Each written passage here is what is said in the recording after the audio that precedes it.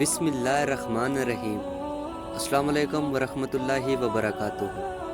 آج میں اپنے بھائیوں کے لیے رسول اللہ صلی اللہ علیہ وآلہ وسلم کا ایک خوبصورت فرمان لے کے حاضر ہوا ہوں۔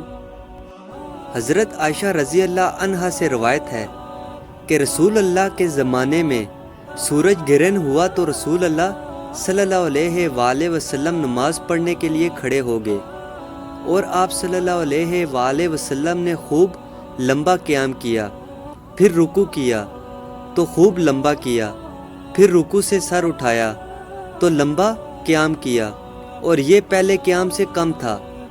پھر رکوع کیا تو خوب لمبا کیا، لیکن پہلے رکوع سے کم۔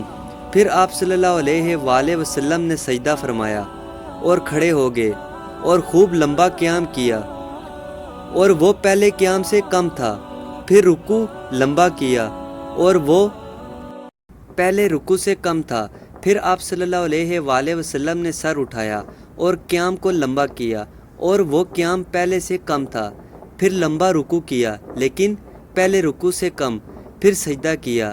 پھر نماز سے رسول اللہ صلی اللہ علیہ وآلہ وسلم فارغ ہوئے تو آفتاب کھل چکا تھا۔ آپ صلی اللہ علیہ وآلہ وسلم نے لوگوں کو خطبہ دیا، سورج اور چاند اللہ کی نشانیوں میں سے ہیں، یہ کسی کے مرنے یا جینے کی وجہ سے بے نور نہیں ہوتے۔ جب تم گرہن دیکھو تو اللہ کی بڑائی بیان کرو اور اللہ سے دعا مانگو، نماز پڑھو اور صدقہ دو۔ اے امت محمد، اللہ سے بڑھ کر کوئی غیرت والا نہیں اس بات میں کہ اس کا بندہ یا بندی زنا کرے۔ اے امت محمد، اللہ کی قسم اگر تم وہ جانتے جو میں جانتا ہوں تو تم زیادہ روتے اور کم ہنستے۔ خبردار رہو، میں نے اللہ کے احکامات پہنچا دیے ہیں، اور مالک کی روایت میں ہے کہ سورج اور چاند اللہ کی نشانیوں میں سے 2 نشانیاں ہیں۔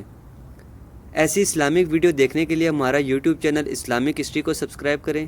ویڈیو پسند آئے تو دوستوں کے ساتھ ضرور شیئر کریں۔ السلام علیکم ورحمۃ اللہ وبرکاتہ۔